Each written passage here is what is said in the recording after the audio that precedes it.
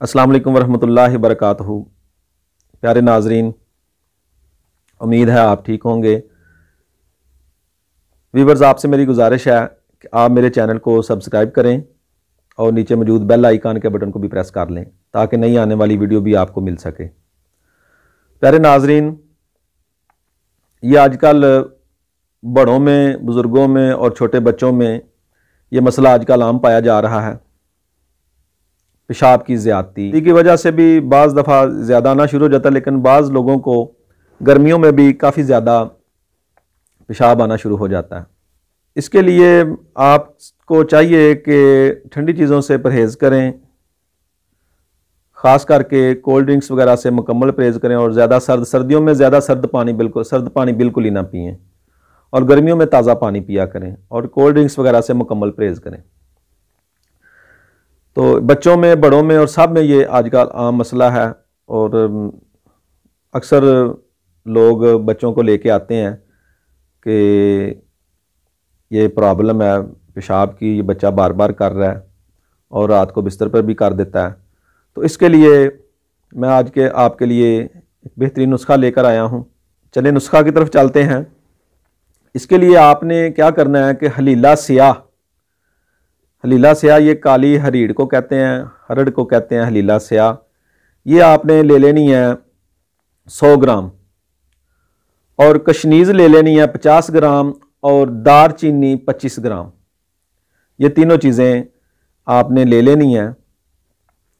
तो नाज़रीन कराम, इनको अच्छी तरह ग्राइंड कर लें, पाउडर बना लें, पाउडर बना के किसी भी चीज़ में महफूज कर लें। ये अपना बेहतरीन मुरक्कब तैयार हो गया है।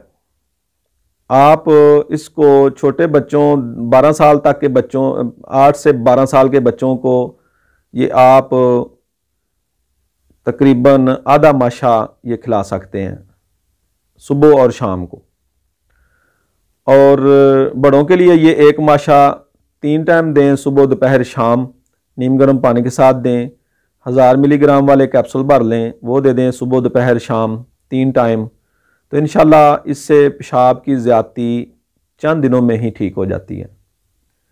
इसके साथ आपने ग़िज़ा में भुना हुआ गोश्त, काले चने और इस तरह की ग़िज़ा जो है, सारी गर्म खुश्क ग़िज़ाएँ जो हैं वो आपने इस्तेमाल कराएँ। ठंडी बादी ग़िज़ाएँ जो हैं वो बिल्कुल इस्तेमाल ना कराएँ, लस्सी वगैरह बिल्कुल ना पीने दें। तो इंशाल्लाह चंद दिनों में ही ये पेशाब का मसला हल हो जाएगा और इंशाल्लाह मरीज़ ठीक हो जाएगा। और इससे दिन में सिर्फ 2-3 बार ही पेशाब आएगा और उसकी प्रॉब्लम। और एक दूसरा मसला भी है इसमें कि बाज़ लोग जो हैं वो बिला वजह ही पानी पीना शुरू कर देते हैं। कोई 3 गिलास सुबह पी रहा है, कोई 5 गिलास सुबह पी रहा है, कोई शाम को पी रहा है।